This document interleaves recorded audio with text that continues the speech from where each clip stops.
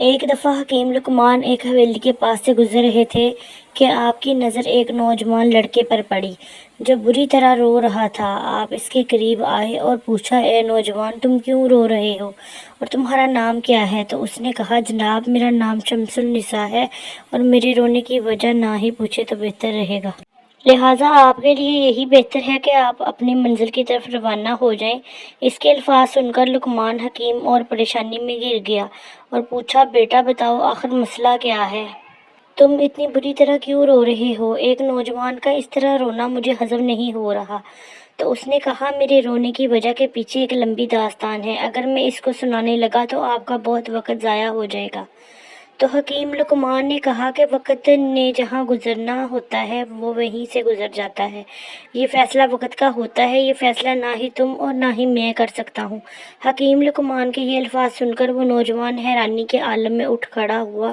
اسے حکیم صاحب کے الفاظ سے پتہ چل گیا کہ یہ کوئی عام آدمی یا مسافر نہیں ہے۔ اس نے حکیم لقمان سے پوچھا، جناب، آپ کون ہیں اور کہاں سے آ رہے ہیں اور کہاں جانا ہے؟ تو حکیم لقمان نے کہا کہ ہم اللہ کی طرف سے آئے ہیں اور اسی کی طرف لوٹ کر جانا ہے۔ پھر حکیم لقمان نے اس سے پوچھا، بیٹا بتاؤ، تم کیوں رو رہے تھے؟ تو اس نے کہا، میں اور امام صاحب کی بیٹی ایک مدرسے میں پڑھتے تھے۔ امام صاحب کی بیٹی بہت باکردار، پاک دامن اور شریف گھر سے تعلق رکھتی ہے۔ ساری زندگی امام صاحب کی بیٹی نے پردہ کیا، کبھی نامحرم آنکھوں نے امام صاحب کی بیٹی کو نہیں دیکھا۔ لیکن قدرت کا کھیل دیکھیے کہ ایک دن امام صاحب کی بیٹی گھوڑے سے اترنے لگی تو اس کا دوپٹہ گھوڑے کی زین کے ساتھ اٹک گیا اور گھوڑے سے اترتے ہوئے امام صاحب کی بیٹی کے منہ سے نقاب اتر گیا اور عین اسی وقت میری نظر امام صاحب کی بیٹی کے چہرے پر پڑ گئی۔ اتنا حسین و جمیل چہرہ میں نے اپنی زندگی میں نہیں دیکھا تھا۔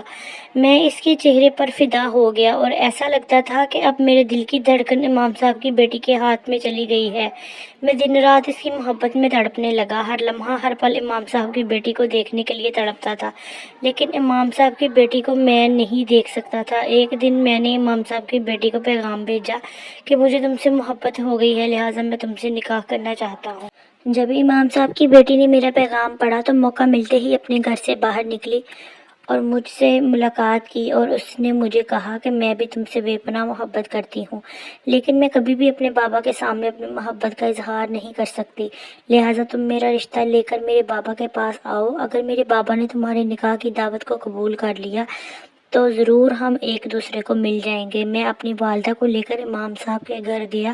امام صاحب نے ہماری خوب خدمت کی، لیکن جب ہم نے رشتے کی بات کی تو امام صاحب نے کہا کہ میری ایک شرط ہے، اگر شمس النساء میری شرط پوری کر دے تو میں اس کے ساتھ اپنی بیٹی کا نکاح کر دوں گا۔ ناظرین، شمس النساء بہت ہی خوبصورت اور حسین و جمیل نوجوان تھا، پورے قبیلے کی لڑکیاں اس پر فدا تھی، لیکن اس کا دل امام صاحب کی بیٹی کے ہاتھوں قید ہو چکا تھا۔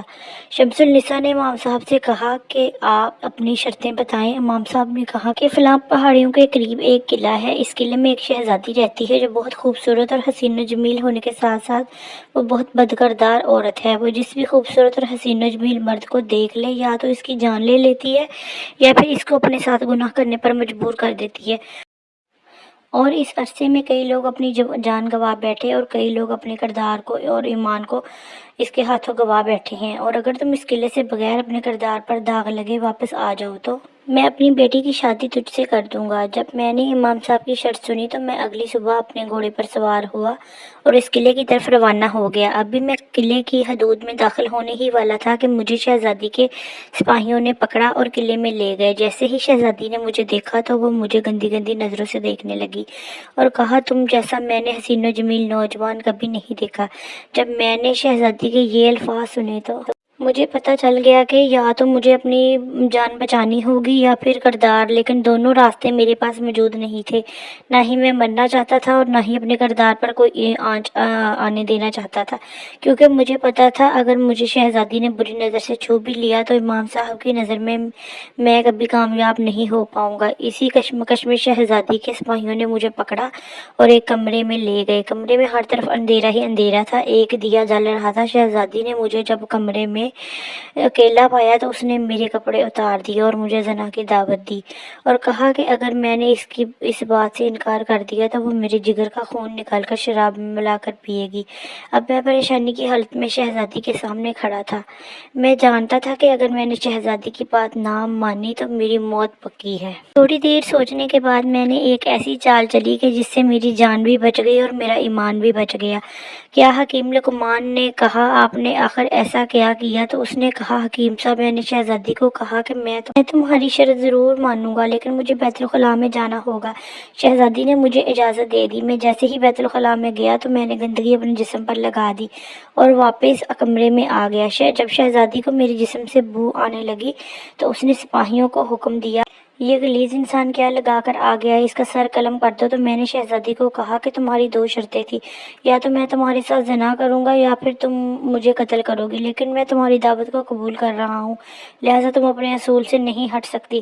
جب شہزادی نے میری بات سنی تو اس نے اپنے سپاہیوں کو کہا کہ اس نوجوان کو اٹھا کر قلعے کے باہر پھینک دو، اور سپاہیوں نے مجھے قلعے کے باہر پھینک دیا۔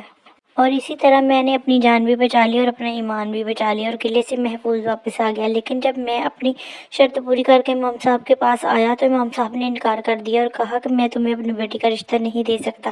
میں نے وجہ معلوم کی تو امام صاحب نے کہا کہ بے شک تم نے شرط پوری کر لی اور میری بیٹی کی خاطر ایک شہزادی کے ساتھ تم نے زنا کی دعوت کو ٹھکرا دیا، لیکن جب تیری شادی میری بیٹی سے ہوگی تو پھر تمہیں کوئی شرط کا خوف نہیں ہوگا اور تم اتنے حسین و جمیل ہو کہ کوئی شہزادی یا کسی زمیندار کی بیٹی بھی تم پر فدا ہو سکتی ہے، اور مجھے شک نہیں یقین ہے کہ تم میری بیٹی کے علاوہ دوسری عورتوں سے نہیں بچ پاؤ گے، لہٰذا میں ایسے انسان کے ہاتھ میں اپنی بیٹی کا رشتہ نہیں دے سکتا جس کی میری بیٹی کے علاوہ دوسری عورتوں کے ساتھ ناجائز تعلقات بن جائیں۔ اسی وجہ سے میں امام صاحب کی حویلی کے باہر بیٹھا رو رہا تھا کیونکہ اب میرے پاس اور کوئی چارہ موجود نہیں تھا۔ جب حکیم لقمان نے یہ ساری کہانی سن لی تو دروازے پر دستک دی۔ تھوڑے ہی لمحوں